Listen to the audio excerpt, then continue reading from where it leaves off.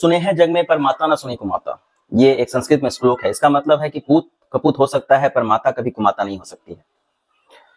एक लड़की जिसकी शादी के लगभग 2 साल हो चुके होते हैं, शादी के 2 साल बाद उसका एक बच्चा होता है और वो 2 साल बाद वो अपने घर से कहीं गायब हो जाती है।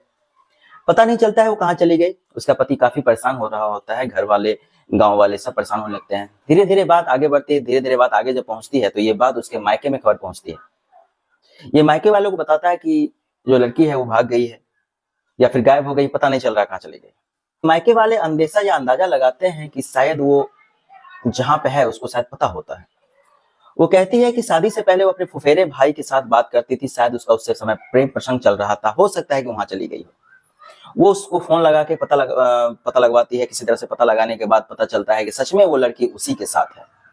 आखिरकार उस लड़की को लाया जाता है। लाने के बाद यहाँ पे फैसला होता है। इसका पति इसको एक्सेप्ट करने को बिल्कुल तैयार नहीं होता है, लेकिन उसका एक बच्चा होता है जो काफी छोटा होता है, 1 साल का मात्र बच्चा। पति सब कुछ भूल कर उस लड़की को अपना तो लेता है, लेकिन शायद वो अपनी जिंदगी का सबसे बड़ा गलती कर दी उस समय। इस गलती का अंजाम आगे चल के भविष्य में एक नहीं 2-2 कत्ल होते हैं इस गलती के कारण।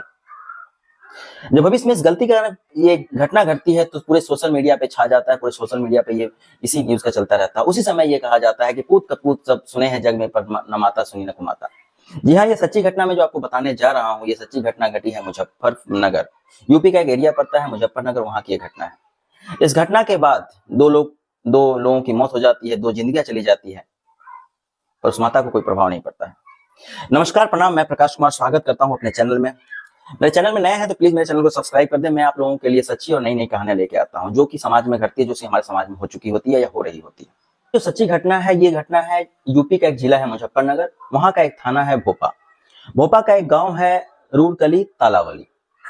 19 जून 2025 को दोपहर के लगभग 2:30 बजे चंडीगढ़ से एक आदमी जिसका नाम वसीम होता है, मोहम्मद वसीम, वो अपने घर फोन करता है अपनी से पत्नी से बात करने के लिए। उसकी पत्नी का नाम मुस्कान होता है। वो गांव जिस गांव में फोन करता है रूड़कली तालावली, वहां फोन करता है अपनी पत्नी को, उससे बातचीत करता है, हालचाल जायजा लेता है। जायजा लेने के बाद कहता है कि बच्चे कहाँ हैं, अपने दोनों बच्चों से बात करनी है। वो कहता है ठीक है, मैं बात कराती हूँ। वो कान में फोन लगाए जाती है अपने बच्चों से बात कराने के लिए। तो वो उसमें जाते जाते ये कहती है कि बच्चों को अभी तो हमने चाय बिस्किट खिला के उसको सो गए हैं, वो सो रहे हैं, मैं इधर काम कर रही हूँ। फिर जाती है बात कराने के लिए। जब वो बच्चों को जगाती है तो बच्चे नहीं जगते हैं। काफी कोशिश करती है, शायद बच्चे गहरी नींद में होते हैं, लेकिन वो बच्चों को नहीं जगा पाती। फिर बच्चों को उसका पति कहता है कि बच्चों को अच्छे से जगाओ। जब काफी जगाने के प्रयास करती है तो वो बच्चे नहीं उठते हैं। उनको कुछ अलग ही अंदेशा हो जाता है। वो अपना जब नहीं जगते हैं तो वो मोबाइल कान में से छोड़ के जोर जोर से रोने लगती है और जोर जोर से रोने लगती है, चिल्लाने लगती है। चिल्लाते चिल्लाते बच्चों को लेके भागती है। वो पूरे गांव, वहां का जो मोहल्ला का लोग है, सब जान जाता है, इस बात को देखने लगता है क्या हुआ। जब उसका हल्ला होता है तो सब लोग आते हैं। जब भाग रही होती है, जब दरवाजे के पास होती है तो सब लोग आते हैं, क्या हुआ क्या हुआ। सब पता नहीं दोनों बच्चों को क्या हो गया, अभी तक खा पी के सोए हुए थे, पता नहीं। तुरंत इन लोगों को, बच्चों को लोग लेके उसकी मम्मी जो है सो और गाँव के कुछ लोग दौड़ के डॉक्टर के पास जाते हैं। डॉक्टर वहां कहता है कि नहीं लाइए, कोई बात नहीं है, घबराने की बात नहीं, टेंशन फ्री रहिए, देखते हैं क्या हुआ। डॉक्टर जैसे ही वो आला लगाता है और नब्ज चेक करता है, वो बच्चे मर चुके होते हैं। दोनों बच्चे की मौत हो चुकी होती है। अब वो औरत इतना जोर जोर से रोने लगती है, उसके बच्चे, उसके जो कलेजे के टुकड़े हैं, वो इस दुनिया से चले गए। बहुत जोर जोर से रो रही होती है। पूरा गांव पूरे तमाशा बन चुका होता है। पूरा गांव में हल्ला होने लगता है। उसका पति जब बार बार उसको फोन करने लगा, फिर से फोन करता है, क्या हुआ बताओ क्या हुआ। तो वो कहती है कि अपने बच्चे जो थे सो इस दुनिया में नहीं रहे, वो मर गए। उसका पति भी वहां पे रोने लगता है। उसका पति का हालत खराब हो जाता है। वहां से चंडीगढ़ से आने की तैयारी करने लगता है। पूरे गांव में हल्ला हो जाता है, पूरे गांव के लोग जमा हो जाते हैं। घर के आस पड़ोस के लोग भी कहते हैं कि इतना बढ़िया था। अगर दो बच्चे, एक बच्चा 5 साल का था जिसका नाम अरहान होता है, और दूसरी एक लड़की होती है इनाया, वो 1 साल की होती है। वो बेचारी माँ करती तो क्या करती, उस लाश को, दोनों बच्चों के लाश को लेके आते हैं आंगन में, खाट पर चटाई बिछा के, बेडशीट बिछा के उस बच्चों को उस पर डाल देती है और चादर उड़ा देती है। गांव के सब लोग आ रहे थे, जा रहे थे, सब लोग देख रहे थे, रो रो कर सबका बुरा हाल था। मोहम्मद वसीम वहां से चलने की तैयारी कर चुका होता है, वो चल चुका होता है। मोहम्मद वसीम अभी तक पहुंचा नहीं होता है कि इसी बीच में यहाँ पुलिस आ जाती है और पुलिस पूछने लगती है। पुलिस भी अपनी पूछताछ करती है कि आखिरकार ये बच्चे कौन थे, क्या हुआ, कैसे हुआ। पुलिस कहती है कि हमें यहाँ से फोन गया हुआ था अब आप इस बच्चे के डिटेल में बताइए क्या हुआ। ये बताते हैं कि ये दो बच्चे हैं, इनके परिवार के हैं, इनके पति जो है सो यहाँ रहते नहीं है। ये बच्चा दोनों चाय बिस्किट खा के कहीं सोया हुआ था और उसके बाद है कि अचानक से मर गया। पुलिस कहती है कि बच्चों को ले जाना पड़ेगा, पोस्टमार्टम करानी पड़ेगी। अब पूरा गांव सन्नाटे में, पूरा गांव में डर का माहौल। इतने छोटे छोटे बच्चों का पोस्टमार्टम होगा, इतने छोटे छोटे बच्चों को काटा जाएगा, अंग काटा जाएगा, ये बहुत दुख की बात होती है। आखिरकार उसका पति का जो मोहम्मद वसीम का 2 भाई होता है, वो आता है और कहता है कि नहीं, ये पोस्टमार्टम नहीं होगा, पोस्टमार्टम नहीं करने देंगे छोटे बच्चों का। पुलिस कहती है ये प्रक्रिया है, अचानक से मरे हैं, इसको करना पड़ेगा।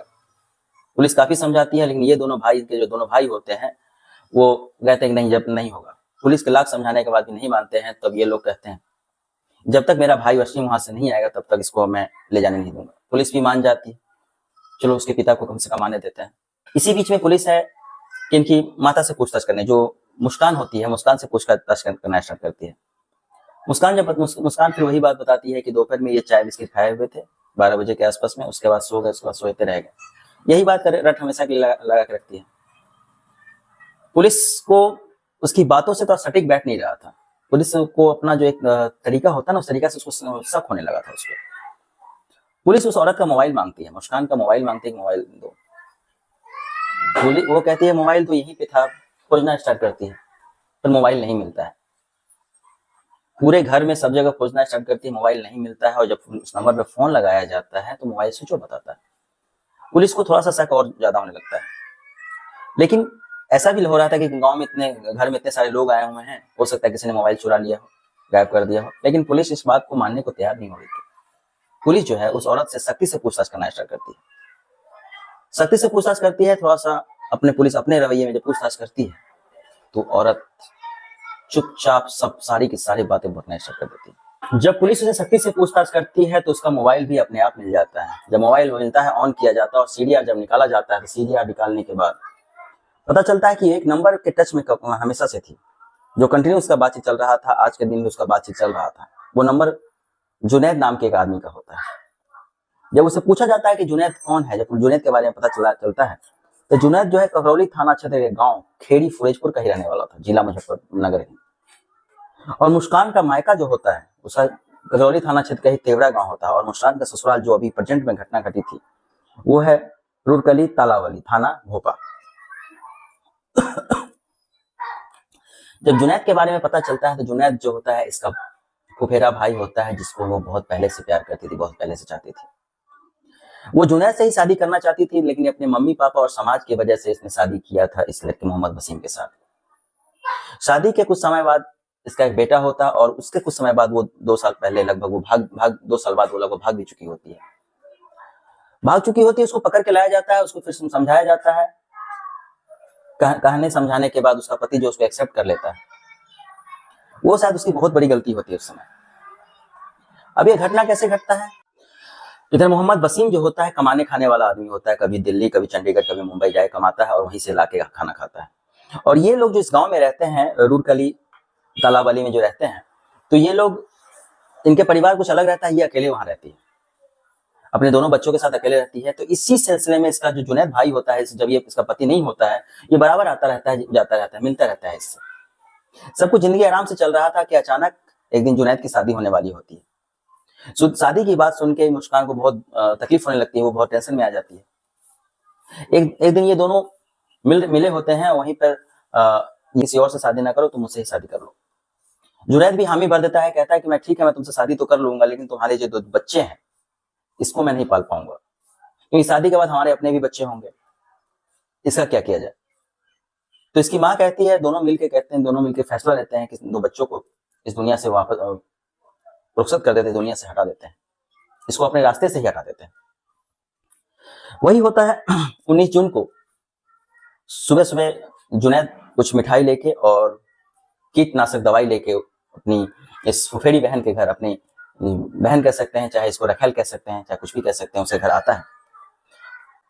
और इसकी जो माँ होती मुस्कान होती है, उस मिठाई में जहर मिला के, मिठाई के बीच में जहर डाल के दोनों बच्चों को खिला देती है। दोनों बच्चे तरफ तरफ के मर रहे होते हैं और ये दोनों एक अलग कमरे में जाके आपत्तिजनक हालत में अपना गलत काम कर रहे होते हैं। वहां दोनों बच्चे तरफ रहे होते हैं। थोड़ी देर बाद ये जुनैद चला जाता है। उसके बाद ये बच्चे तरफ रोने लगते हैं, तब जाके फैसला चलता है, तब जाके तब जब जब वो फोन करता है तब जाके ये ढोंग रचती है, झूठ फूस का ढोंग। ये क्योंकि इसका जो पति होता है मोहम्मद वसीम, बच्चों का पिता, वो डेली फोन करता था लगभग इसी टाइम में। वो ये सोच चुकी होती है कि ऐसा करेंगे तो इस तरह से हम बचने की कोशिश करेंगे, लेकिन कहते हैं ना कि अगर पुलिस अपने पे आ जाए तो कभी कोई नहीं बचता। उसके पोस्टमार्टम रिपोर्ट से तो कुछ नहीं आता है कि उसका बिस्रा रिपोर्ट संभाल कर रखा जाता है। बिस्रा रिपोर्ट में अगर सब कुछ सही आ गया तब तो इन लोगों को जेल होनी है, जितनी कड़ी से कड़ी सजा मिलनी चाहिए वो मिलनी चाहिए। लेकिन बिस्रा रिपोर्ट अगर क्लियर नहीं आया तो कोर्ट कचहरी इतना झूठे मूठे सबूत पेश किए जाते हैं कि उस आधार पर ये बच भी सकते हैं। कोर्ट ये भी कह सकता है कि ये इसने ऐसा नहीं किया, किसी और ने आके कैसे, मतलब वो ऐसा हो सकता है, कोर्ट की तरफ से फैसला आ सकता है, गलत फैसला भी आ सकता है। आज की कहानी सुनाने का ये मकसद नहीं है कि किसी को डराना, किसी को तकलीफ पहुंचाना, बस यही है कि समाज में सतर्क रहने, सचेत रहने की जरूरत है। नमस्कार, प्रणाम।